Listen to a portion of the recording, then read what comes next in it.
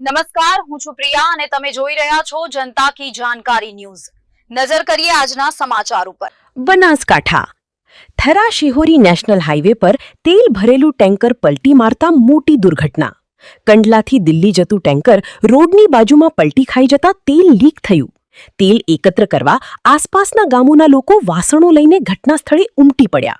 સ્થળ પર અફરાતફરીનો માહોલ સર્જાતા શિહોરી પોલીસ તાત્કાલિક દોડી આવી। પોલીસે લોકોને દૂર હટાવી પરિસ્થિતિ પર કાબૂ મેળવી વાહન વ્યવહાર સુચારૂ કર્યો। અકસ્માતનું ચોક્કસ કારણ જાણવા પોલીસે કાનૂની તપાસ શરૂ કરી।